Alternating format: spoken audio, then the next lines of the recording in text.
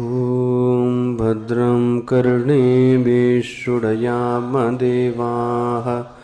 भद्रं पश्येमाक्षभिर्यजत्राः स्थिरैरङ्गैः स्तुष्टुवागंसस्तनूभिः व्यशेमदेवहितं यदायुः स्वस्ति न इन्द्रो वृधश्रवाः स्वस्ति न पूषा विश्ववेदाः स्वस्ति नस्तार्क्ष्यो वरिष्ठनेमिः स्वस्ति नो बृहस्पतिर्दधातु।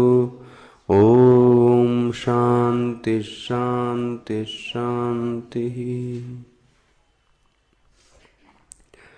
प्रज्ञानांशु प्रतानि स्थिरचरनिकर व्यापभिर्व्याप्य लोकान् भुक्त्वा भोगांस्तविष्ठान् पुनरपि धिषणो भासितान् कामजन्यान् पीत्वा सर्वान् विशेषान् सपिति मधुरभुं मायया भोजयन्नो माया संख्यातुरीयं परममृतमजं ब्रह्म यत्तत्नतोऽस्मि।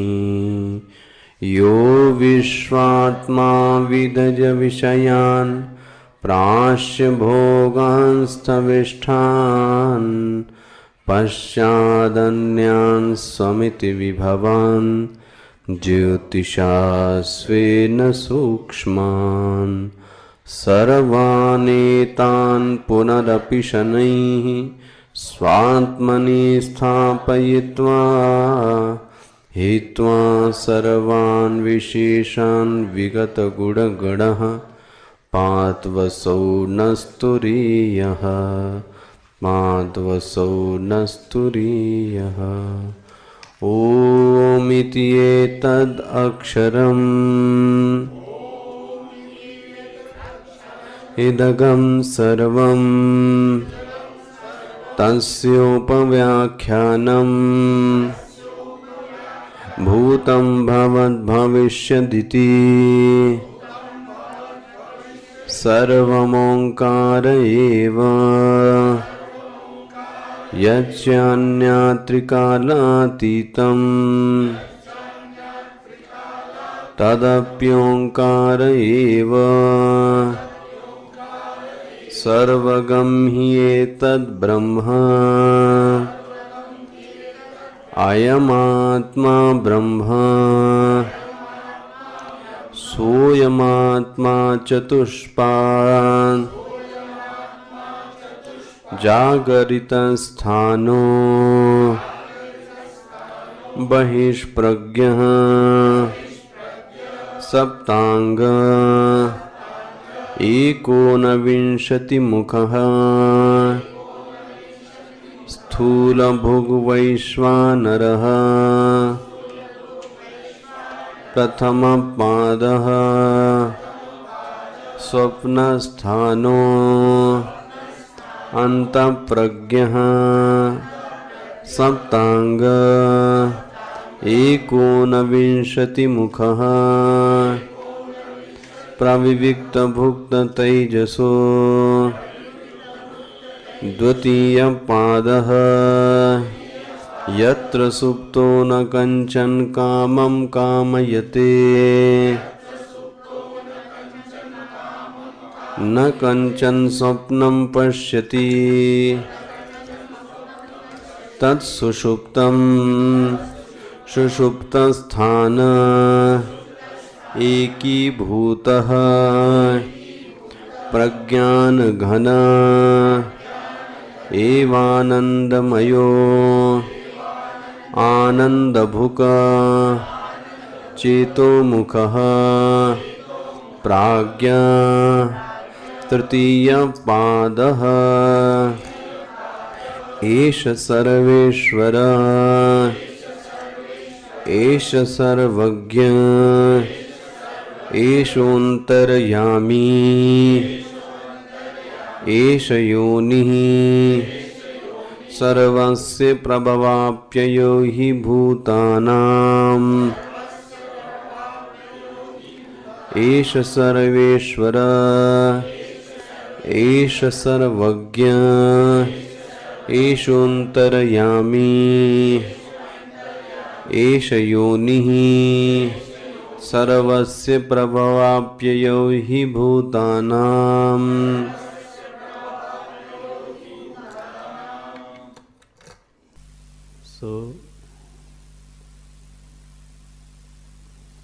पांचवें मंत्र में 7 संज्ञाओं पर विचार हुआ।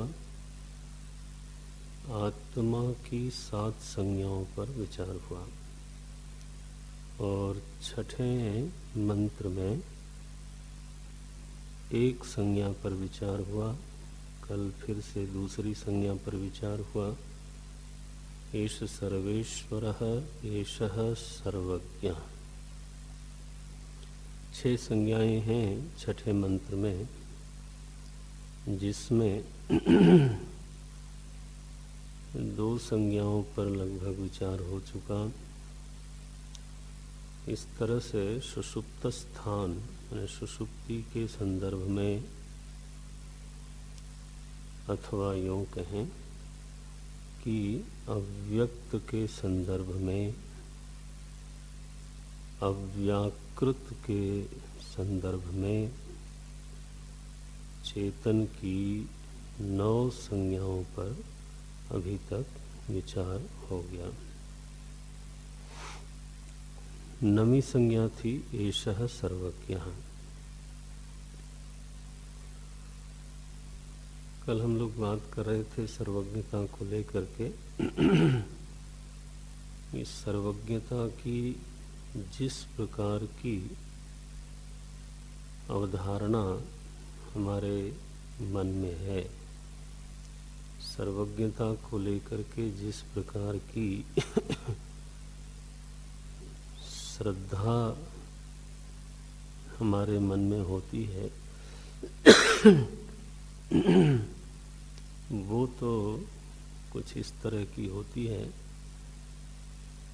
कि जैसे कोई ऐसा है जिसका नाम ईश्वर है, जिसको सर्व का एक ही काल में, सर्व का सब समय एक रस ज्ञान बना रहता है। मुख्य सर्वज्ञत्वम, मुख्य रूप से जो सर्वज्ञता है हम लोगों के मन में इस प्रकार की धारणा रहती है। ईश्वर कैसा सर्वज्ञ है? बोले एक ही समय में, एक ही समय का मतलब है युगपत, बारी बारी से नहीं बल्कि युगपत, ये मतलब क्रमेण प्रायेण नहीं बल्कि युगपत। सो युगपत सर्व का, सर्वकाल में जिसका ज्ञान बना हुआ हो। सर्व जब हम कहते हैं तो उसमें समझने के लिए आप समझ लो अधिदैव, अधिभूत, अध्यात्म, तीनों का ही ज्ञान सदा निरंतर बना रहे। कुछ ऐसी सर्वज्ञता हमारे मन में, हमारी श्रद्धा में है।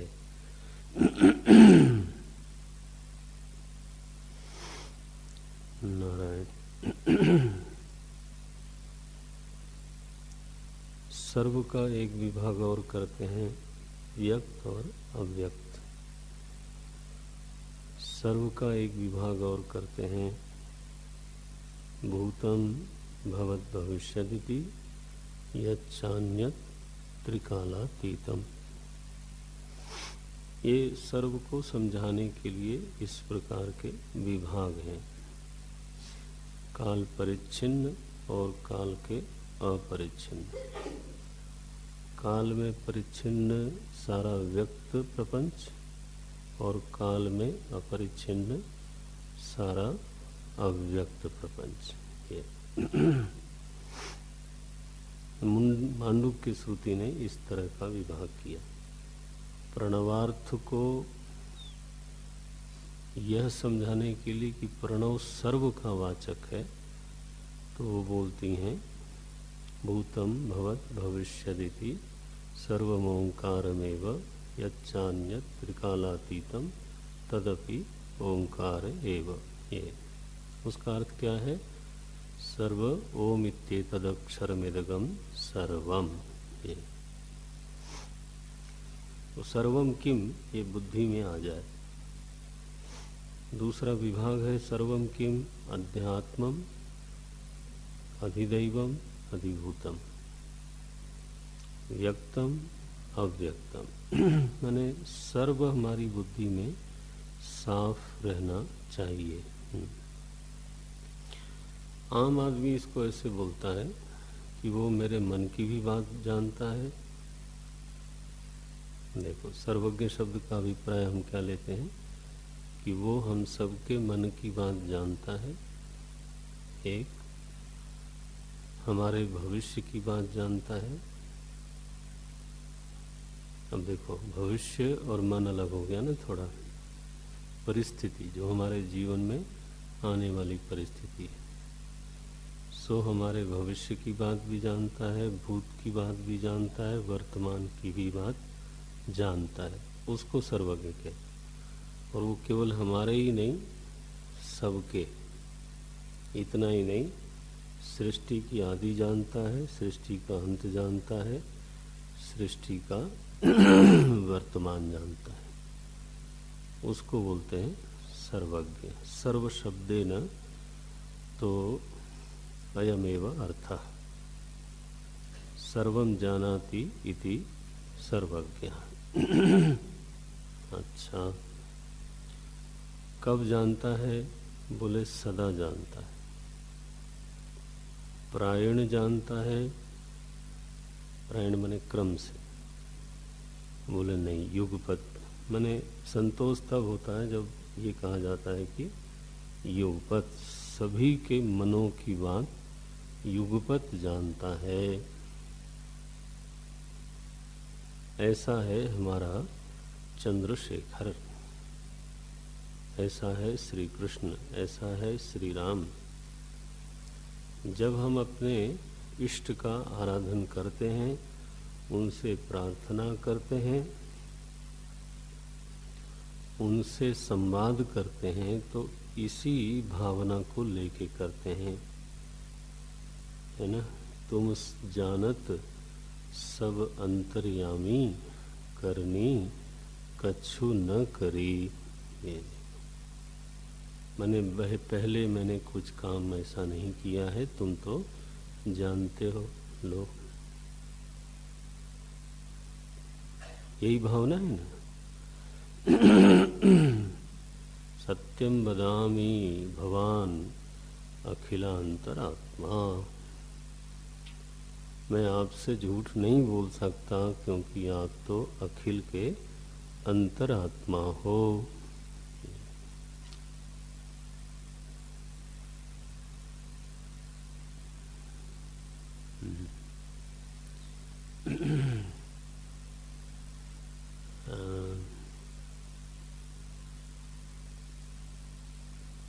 कैसे हो चौपाई भाई?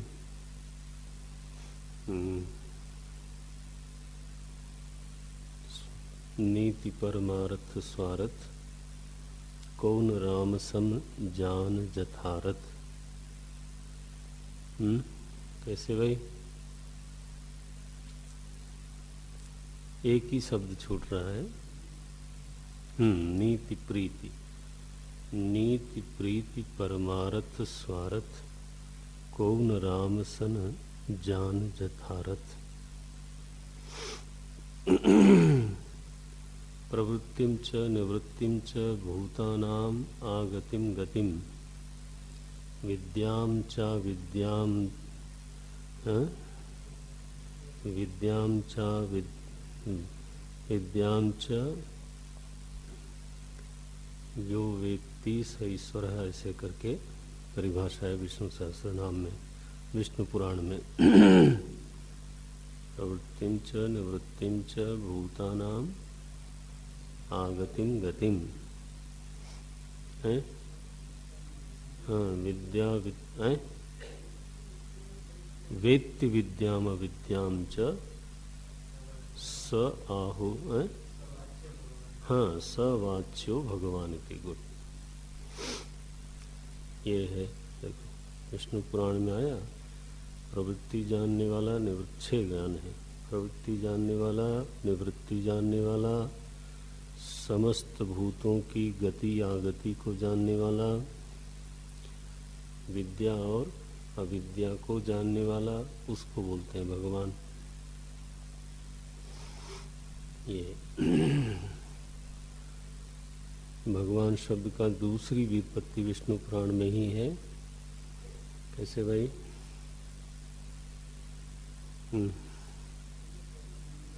है नहीं है? हाँ बोलो।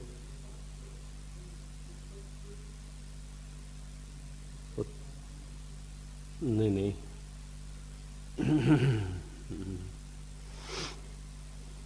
षडैश्वरी भगवान, ऐश्वर्य ऐश्वर्यं च ऐश्वर्यस्य समग्रस्य धर्मस्य यशस्य श्रियः वैराग्यस्याथ मोक्षस्य षण्णाम भग इतीरितः। गुड इतीरिणा इतीरितः कोई बात नहीं, छेद असली वाली बात आ गई। ऐश्वर्यस्य समग्रस्य धर्मस्य यशस्य श्रियः वैराग्यस्याथ मोक्षस्य षण्णाम भग। मुझे ऐसा लग रहा है इतीरितः, देख लेना, इतीरिणा इतीरितः बाद में बताना। अभिप्राय क्या है कि भगवान शब्द शास्त्र में इस रूप से व्याख्यात हुआ है। असली बात ये, उसमें जब सर्वज्ञ शब्द कहीं आता है तो उसमें ऐसी भावना बनती है, ऐसा भाव जगता है कि उसको सबके हृदय की हर समय एक ही साथ बोध होना चाहिए। केवल हृदय की नहीं, भूत भविष्य वर्तमान की, उतना ही नहीं, हर परिस्थिति की, जगत के कण कण का उसको ज्ञान होना चाहिए। क्षण क्षण का, कण कण का है, ऐसा कुछ है ही नहीं जो तो उसको ज्ञात न होवे, इस प्रकार की भावना बनती है। भावना बनती है, ठीक है, और वह सारी जो भावना है वो एक नाम के साथ संलग्न होती है। तो ऐसा कौन है? बोले भगवान चंद्रशेखर, भगवान शंकर, महादेव, श्री कृष्ण, श्री राम और माता दुर्गा, जो जिसका जो आराध्य है, उस नाम के साथ इन गुणों को हम जोड़ देते हैं। नामी कैसा है इस पर विचार जरा हो नहीं पाता। शास्त्र में इसका अवलोकन जब करने जाता है साधक, तो सर्वज्ञता के ऊपर मैंने विचार की उत्तेजना के लिए, विचार को बढ़ावा देने के लिए 2 विकल्प करते हैं।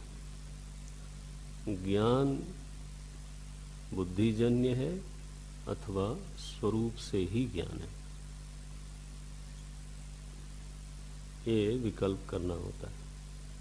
अंतःकरणमान हो करके कोई सर्वज्ञ है अथवा चेतन स्वरूप से कोई सर्वज्ञ है। यही दो विकल्प हो सकते हैं, तीसरा कोई विकल्प बनता दिखाई नहीं देता, नहीं तो हम तीसरा भी विचार के लिए ले लेते। विचार में कोई पलायन नहीं होता है। तो ज्ञान का जो प्राप्त साधन है, सभी को जो मालूम है, वो ज्ञान का साधन तो पंचेंद्रियां, अंतःकरण। पंचनद्यः सरस्वतीम अपीयन्ति, सरस्वती तु पंचधा, ये वेद का वाक्य है। पंचनद्यः, ये पांचों जो इंद्रियां हैं वो सरस्वती विद्या रूपी अंतःकरण में सींचती रहती हैं। पंचनद्यः सरस्वतीम अपीयन्ति, और फिर वही जो विद्या है वो पांचों इंद्रियों से व्यक्त होती रहती है। सरस्वती तु पंचधा। तो अंतःकरण एक है साधन। अंतःकरण में बहुज्ञता, अल्पज्ञता देखी जाती है।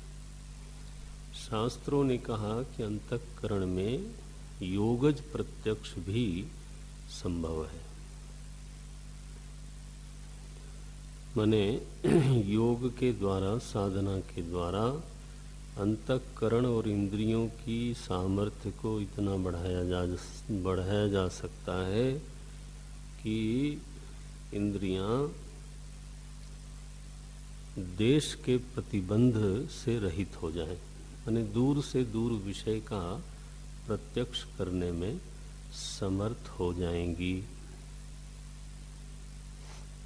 और भूत के विषय अथवा भविष्य के विषय को भी प्रत्यक्ष करने में समर्थ हो जाएंगी। तो काल और देश का प्रतिबंध जब इंद्रियों से निकल जाता है तब उसको बोलते हैं योगज प्रत्यक्ष। अब उसमें एक तो अंतिम है कि देश और काल दोनों प्रतिबंध बिल्कुल ही नहीं रहे, और एक है हम लोगों वाला कि एक सीमा तक देश में हम देखते हैं और वर्तमान कालिक का ही प्रत्यक्ष करते हैं, भूतकालिक का प्रत्यक्ष नहीं कर सकते, स्मरण करते हैं, और भविष्य कालिक का अनुमान कर सकते हैं, प्रत्यक्ष नहीं कर सकते हैं। ये हुआ ना। तो हमारी एक स्थिति है और एक शास्त्र से अवगत स्थिति ये है। ऐसे महापुरुषों को शास्त्रों में सुना जाता है, तुम त्रिकालदर्शी मुनिनाथा, विश्व बदर जिमी तुम्हारे हाथा। अब आप समझते हो, अब हमारी बुद्धि से ही हमको ये सोचना है। तो जिसको योगज प्रत्यक्ष प्राप्त है उसके जीवन में अनुमान नहीं होगा। क्यों?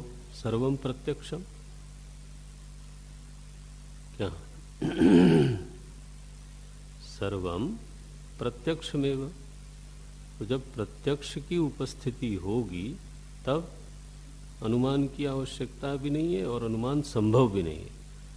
अनुमान की प्रक्रिया बिल्कुल किसी तरह से संभव नहीं है। जैसे आप प्रत्यक्ष हो तो मैं अनुमान चाहूं भी तो नहीं कर सकता। ये अनुमान की प्रवृत्ति ही तब होगी जब वो वस्तु परोक्ष होगी। तो योगज प्रत्यक्ष में कोई चीज परोक्ष तो बची नहीं।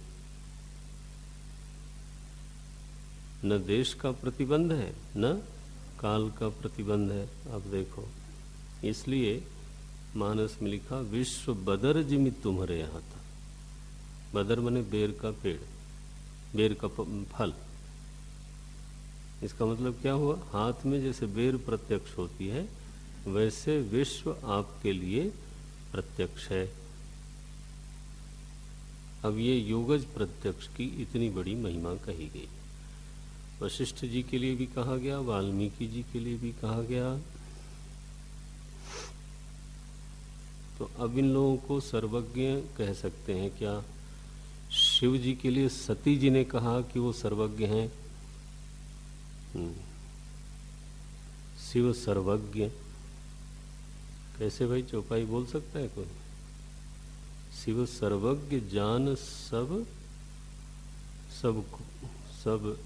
जान सबको कोई, ऐसे करके वाक्य। बिल्कुल मदद नहीं करते लोग। रामायण पाठ तो लगता है छोड़ ही दिया है। शिव सर्वज्ञ, तो देखो सती जी की श्रद्धा है और दुनिया जानती है कि शिव जी सर्वज्ञ हैं। तो अब वह जो सर्वज्ञता है वो अंतःकरण विशिष्ट होकर के है, योगज प्रत्यक्ष भी, और जो शिवजी में सर्वज्ञता मानी गई है वो भी। वो कैसे? तो अब देखो, जो अंतःकरण सापेक्ष सर्वज्ञता है, मैंने सर्वज्ञता दी है, तो उसमें क्रम जो है वो अपेक्षित है और प्रयत्न भी अपेक्षित है। सती जी ने जो परीक्षा ली, आके कहा कि मैंने परीक्षा नहीं ली, तो शिव जी को शंका हुई। मैंने तब उन्होंने ध्यान धरा, तो ध्यान धरने के पहले उस घटना का शिव जी को ज्ञान नहीं था। ये देखो, तो सर्वज्ञ शब्द सापेक्ष हो गया। मैंने सर्वकाल में युगपत ज्ञान की बात तो नहीं बनी।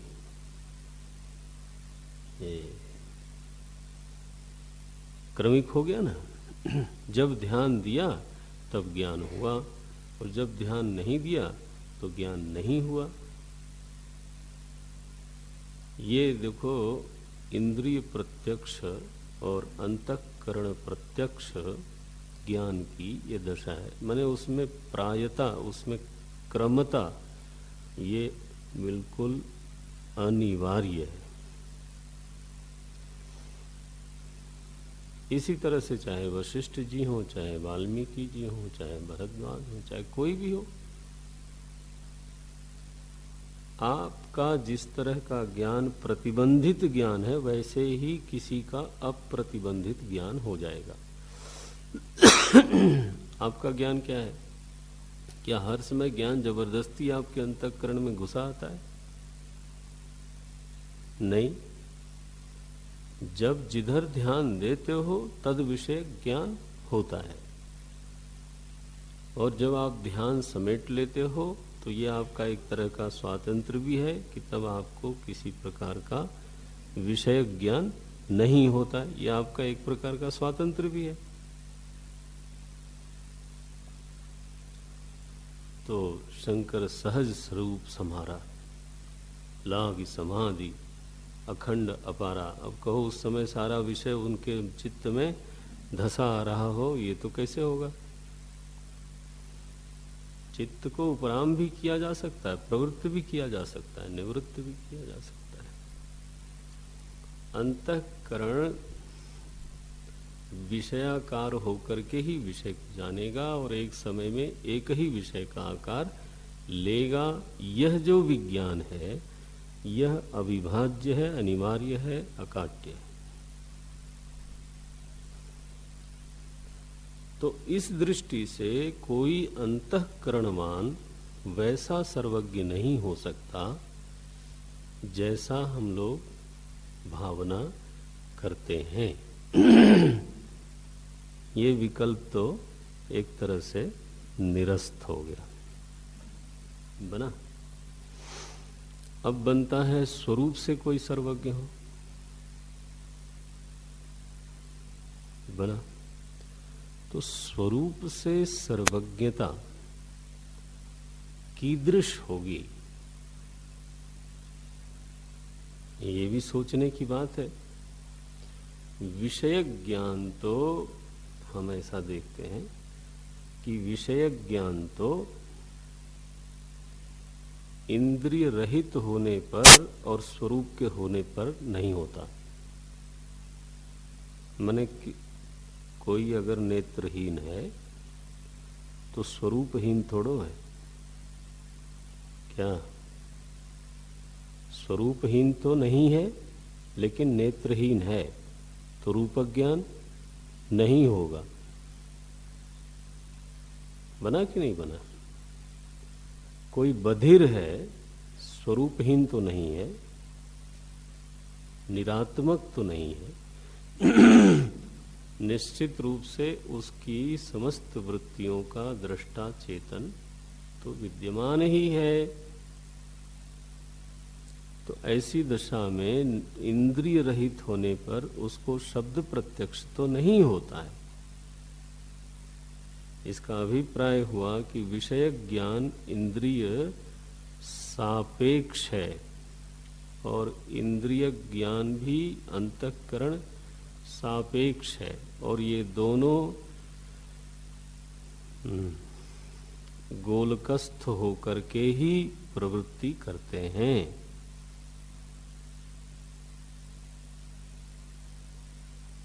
अब यह जो बिल्कुल सिद्ध व्याप्ति दिखाई देती है, सिद्ध का मतलब है कहीं इसका बाद कहीं व्यभिचार नहीं दिखाई दे रहा है।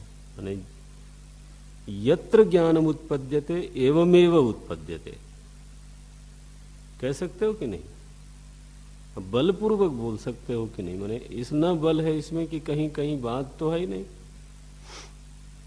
जब भी रूप ज्ञान, शब्द ज्ञान, स्पर्श ज्ञान जब भी होगा, इंद्रिय सापेक्ष ही होगा। पीछे और इंद्रिय बिना मन के जान नहीं सकती, और ये दोनों बिना तन के नहीं जान सकते। माने व्यवहार ही नहीं होगा। बधिर होने से वेदांत के अनुसार कर्णेंद्रिय का नाश नहीं हुआ है, गोलक ही खराब हो गया। तो देखो, गोलक के दोष से प्रत्यक्ष बाधित हो गया। नेत्रेंद्रिय का नाश नहीं होता, नेत्र गोलक में खराबी आती है। तो स्वरूप से सर्वज्ञ है, इस बात का अनुमान कैसे किया जाए?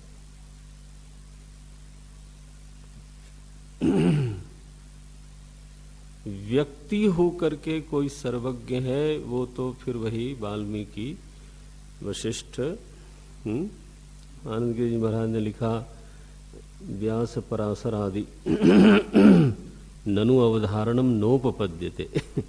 भाष्यकार ने लिख दिया ना, अयम एव ही सर्वज्ञ। आया, एव शब्द लिख दिया ना, अयम एव ही सर्वज्ञ। तो टीकाकार ने प्रश्न उठाया कि ननु, आप इसको सर्वज्ञ भले कह लो, लेकिन इसी को ही सर्वज्ञ कहा जाएगा, ये ऐसा अवधारणा क्यों करते हो? ये प्रश्न उठाया। ननु अवधारणम न उपपद्यते, मतलब क्यों न उपपद्यते भाई, तुम बताओ, तुमको कहाँ आपत्ति आ गई? बोले क्योंकि व्यास पराशर प्रभृति नाम भाई ये लोग सर्वज्ञ हो चुके हैं, तो यही सर्वज्ञ है, ऐसा क्यों बोलते हो? एव पराक्षेप है, ध्यान रखना, सर्वज्ञता पर नहीं। व्यास पराशर प्रभृति नाम अन्येषामपि सर्वज्ञत्व प्रसिद्धे है इति आशंक्य। ये देखो, एव के ऊपर आक्षेप कर दिया। तो बोलते हैं इसी आशंका का निवारण करने के लिए विशिनष्टि सर्वस्य भेदावस्था ज्ञाता इति एषः, ये बोलते हैं। तो बोलते हैं कि ये समस्त भेदों का, अब देखो, स्वरूप में सर्वज्ञता का उच्चारण किस दृष्टि से किया जाता है, ये भाष्यकार का यहाँ प्रतिपादन है। उस विकल्प को सोच करके फिर उसकी असंभावना जान करके फिर उससे दूर होने वाली बात है। कौन सा विकल्प? कोई अंतःकरण द्वारा इंद्रिय द्वारा कोई सर्वज्ञ कैसे हो सकता है? नहीं हो सकता है। जिस तरह की सर्वज्ञता की हमारे चित्त में भावना है, वह सर्वज्ञता अंतःकरण सापेक्ष हो सकती है कि नहीं हो सकती। इसको सोचो, नहीं तो फिर वो त्यक्त नहीं होगा। अगर आप मने ढीला ढवाली करोगे तो लोगे हाँ यहाँ ऐसा कहा गया, लेकिन मेरे मालिक तो ऐसे ही है। फिर वही तो फिर सो विचार का कोई फिर मतलब क्या रहा है?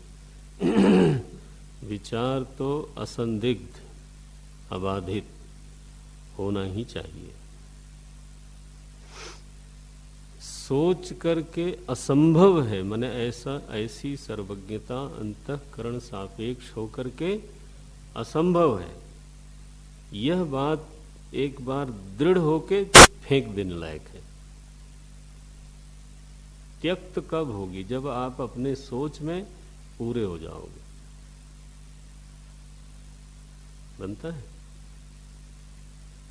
त्यक्त होना जरूरी है, क्योंकि फिर आप मालूम है इसका क्या दुष्परिणाम क्या निकलता है अध्यात्म की दृष्टि से?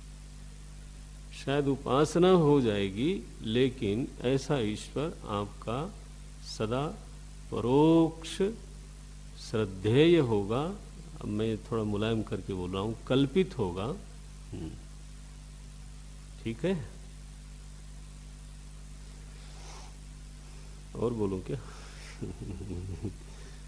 भावित होगा, लेकिन कभी भी उसका अपरोक्ष नहीं हो सकता, प्रत्यक्ष नहीं हो सकता। और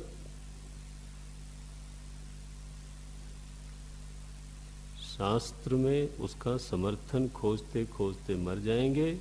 हाँ, क्या? उसका समर्थन नहीं मिलेगा। जब प्राज्ञ को सर्वज्ञ बोलेंगे तो हमारी क्या हालत होगी? और ये क्या है? ये कोई कबीर की दोहा चौपाई थोड़ो है। ये श्रुति है। तो एक तो ये। दूसरा, स्वरूप से सर्व विषय का ज्ञान अंतःकरण निरपेक्ष है, इंद्रिय निरपेक्ष। कोई व्याप्ति नहीं है इसके लिए, कोई अनुमान नहीं है इसके लिए। तो अगर कुछ हो पाएगा तो वो क्या होगा? फिर से कल्पना, भावना, which will not have any leg to stand। वो भी तो बात है, भावना कल्पना को स्टैंड भी तो चाहिए। सो इंद्रिय निरपेक्ष होकर के तो किसी विषय का कभी किसी को ज्ञान नहीं होता। मैंने हम ब्रह्म सूत्र अध्यास से जब पढ़ाएंगे कभी, भगवान करे आपका पुण्य बढ़े, तो आप देखोगे भाष्यकार वहां बिल्कुल तोड़ देते हैं। बोले कभी किसी को इनके बिना, माने इंद्रिय, अंतःकरण और शरीर फिर जोड़ते हैं, के बिना कभी किसी को कोई ज्ञान नहीं होता है। और अगर ऐसा कोई बोलता है तो वो आपको ठगना चाहता है। हरिओम। अगर कोई माने समाज में तरह तरह की बातें प्रचलित हैं, वो अजीबी सी बातें करते रहते हैं। उनको अपने आप ही कुछ कुछ होता रहता है। ये ब्रह्मा कुमारी वालों की महाराज जो प्रथम गुरु हुए, वो अपने को ब्रह्मा बोलते थे। लो, पता नहीं ब्रह्मांड क्या था उनका, वो मालूम नहीं मुझे, क्योंकि हम लोगों के शास्त्र की परिभाषा है ब्रह्मांडाभिमानी जीव ब्रह्मा कहलाता है। अब वो खुद ही ब्रह्मा बन बैठे। वो मेरे ख्याल से जो उन्होंने आश्रम बनाया होगा, वही उनका ब्रह्मांड होगा। हाँ, ये कोई ऐसे बच्चों का खिलवाड़ है। तो सुविचारित अबाधित प्रमा होनी चाहिए। तो फिर उस चेतन को सर्वज्ञ शब्द क्यों कहा जा रहा है? अब ये तो प्रश्न है। दोनों विकल्प तो निरस्त होते दिखाई देते हैं। सर्वज्ञ कथम बोलते हैं,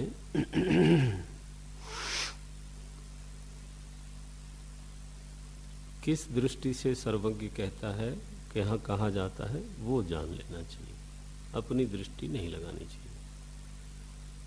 मांडुक्य में व्यष्टि समष्टि का भेद नहीं है।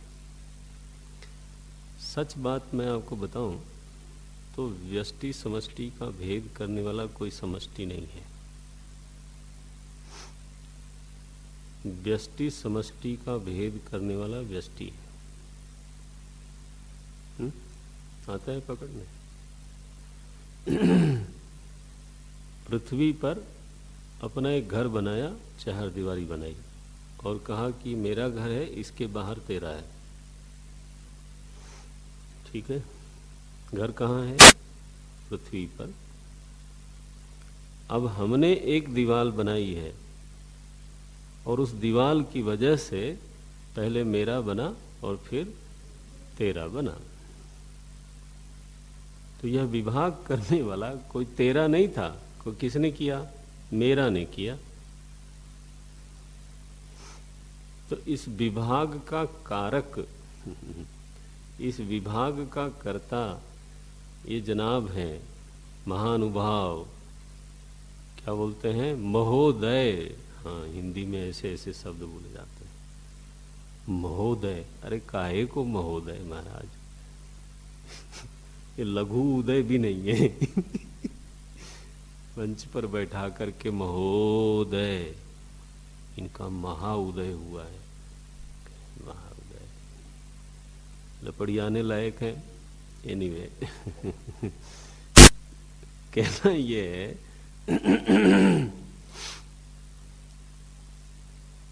जिस क्षण जीव आभास है ये वृत्ति बनने लगती है, उस क्षण व्यष्टि की दीवार तो टूट गई। आया? अपनी चार दीवारी गिराओ, महाकाश तो महाकाश ही है। घटाकाश और महाकाश यह विभाग करने वाला कोई महाकाश नहीं है।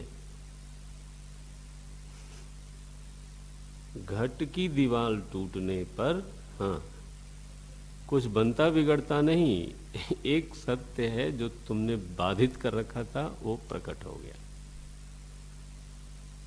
जीवाभास माने यह जो तुम्हारी प्रज्ञा है वो अंतः बन रही है और बहिः बन रही है, ये मिथ्या है। क्योंकि चेतन में प्रज्ञा विवर्त है। इस पर दृष्टि दृढ़ता से होनी चाहिए। फिर प्रज्ञा ही अंतःकरण है, प्रज्ञा ही इंद्रियां हैं। गोलकस्थ होकर के इंद्रियां हैं, ऐतरेय उपनिषद याद करो। और प्रज्ञा ही अभिमान है। प्रज्ञा से चेतन का जो अभिमान हो रहा है, अभिमान माने ममकार, ममकार, मेरी प्रज्ञा। यह ममकारता भी प्रज्ञा रूप ही है, नहीं है? यह भी एक वृत्ति है, प्रत्यय है। तो ये भी मिथ्या है। ठीक? अभिमान, अभिमान का विषय दोनों आभास रूप है, विवर्त है। अंतःकरण ही विवर्त है। बस फिर व्यष्टि किधर है? व्यष्टि नहीं है तो समष्टि शब्द की कोई सार्थकता नहीं है, है? तब केवल अनुभव के विषय और अनुभव के साधन, इन पर दृष्टि डालो। किसी के पास यदि अंतःकरण है और सोचे कि मैं सर्वज्ञ बन जाऊंगा, तो अंतःकरण वाला व्यक्ति कभी भी सर्वज्ञ नहीं बन सकता। वह सर्वज्ञता जो हम और आप सोचते हैं, बन गया ना कि? तो फिर विकल्प क्या रह जाते हैं? विकल्प दूसरा ही रह जाता है कि जो स्वरूप से सर्वज्ञता हो वही हो सकती है, बना ना? अब इस क्रम में आपको बोला कि जो व्यष्टि और समष्टि है, इस जो मैं बोला था घटाकाश, और वास्तव में न तो घटाकाश है न तो महाकाश है। भेद तो हमने किया, हमने घड़े में पानी भर लिया तो घटाकाश हो गया, हमने इस घड़े में अनाज रख लिया तो अनाज वाला आकाश हो गया, लेकिन स्वरूप से तो कोई अंतर वहां पर था नहीं।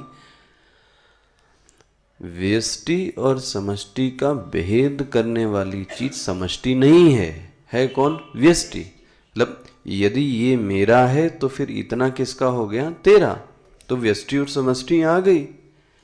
यदि व्यष्टि ही ना हो जी तो समष्टि भी ना हो। क्वेश्चन, व्यष्टि नहीं है इसका मतलब क्या? जीव आभास है, ये समझ में आ जाए।